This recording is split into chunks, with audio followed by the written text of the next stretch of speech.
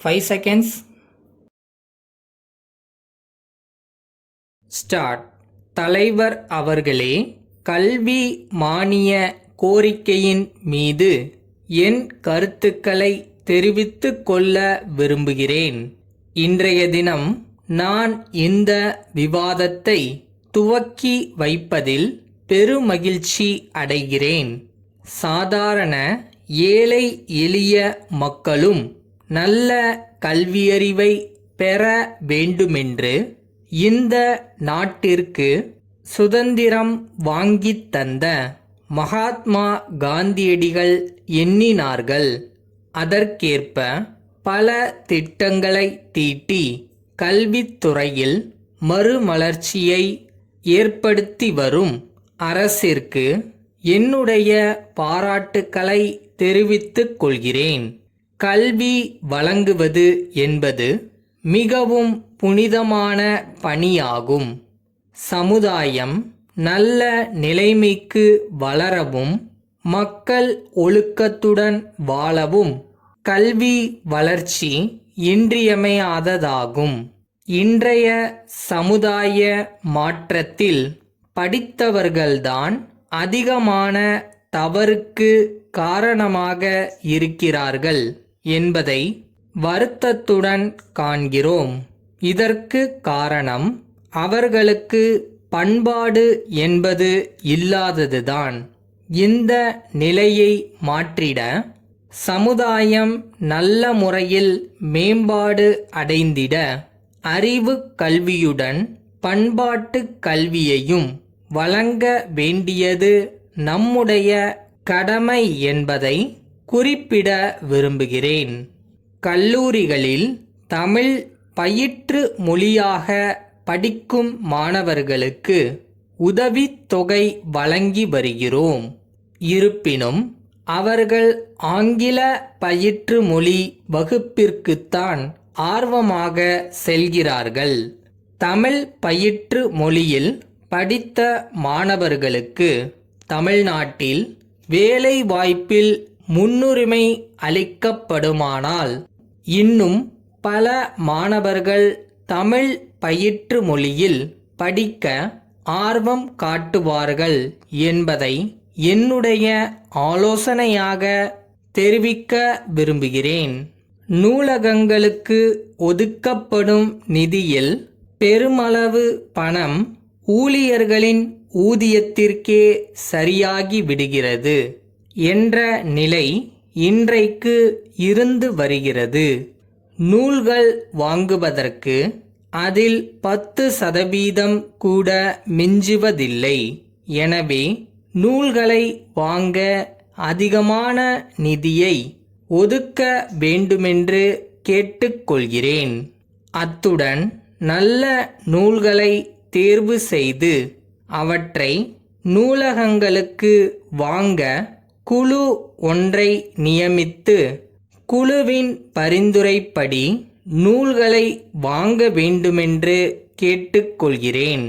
அத்துடன் பதிப்பாளர்கள் நிர்ணயிக்கும் விலைக்கு நூல்கள் வாங்குவதை தவிர்த்து நூல்களுக்கு அவற்றின் தரத்தின் அடிப்படையில் அரசே விலை நிர்ணயம் செய்து அதன் அடிப்படையில் நூல்களை வாங்கலாம் என்ற எனது யோசனையை தெரிவித்துக் கொள்கிறேன்.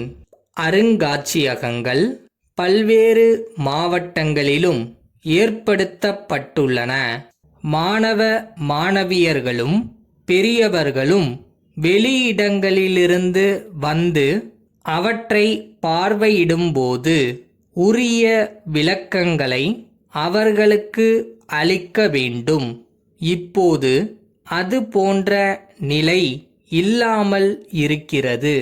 உரிய விளக்கங்கள் அளிக்கிற நிலையை ஏற்படுத்தினால் தமிழகத்தின் பெருமையையும் வரலாற்று உண்மைகளையும் சரித்திர சான்றுகளையும் சரியான முறையில் மக்கள் அறிந்து கொள்ள வாய்ப்பு ஏற்படும்.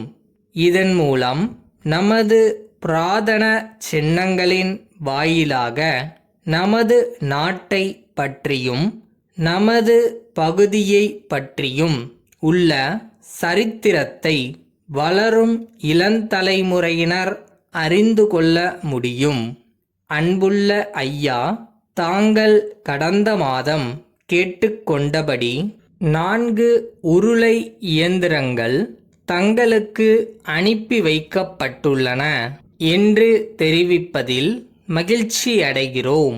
நீங்கள் அவைகளை ஒரு சில தினங்களில் பெறுவீர்கள் என நம்புகிறோம். நீங்கள் எங்களுக்கு செலுத்த வேண்டிய பணம் ரூபாய் 10,000 என்பதை இத்துடன் இணைக்கப்பட்டுள்ள பொருள் விவர பட்டியலில் இருந்து தெரிந்து கொள்ளலாம். தகுதி பெற்ற எங்களது பொறியாளர்கள் மூலம் உங்களுடைய இயந்திரங்கள் சரிபார்க்கப்பட்டு அனுப்பி வைக்கப்பட்டுள்ளன என்பதை தெரிவித்துக் கொள்கிறோம். அவற்றின் நேர்த்தியை பற்றி தாங்கள் கவனித்து அறிந்து கொள்ளுமாறு அன்புடன் கேட்டுக்கொள்கிறோம். எனவே தங்களது கடிதத்தில் குறிப்பிட்டபடி மற்ற மீதமுள்ள இயந்திரங்களின் உற்பத்தியையும் எங்களிடமே ஒப்படைப்பீர்கள் என நம்புகிறோம். அத்துடன் தங்கள் பகுதியில் இருக்கும் தங்களது சகோதர நிறுவனங்களுக்கும் எங்கள் பெயரை சிபாரிசு செய்யுமாறு கேட்டுக்கொள்கிறோம். தங்களது தேவைகளுக்கு எப்போதும் குறித்த நேரத்தில் காலம் தாழ்த்தாமல் உங்களுடைய விருப்பத்திற்கேற்ப அனுப்பி வைப்போம் என்று உறுதி கூறுகிறோம். தங்களின் ஒத்துழைப்பை என்றும் எதிர்பார்க்கின்றோம். தங்கள் உண்மையுள்ள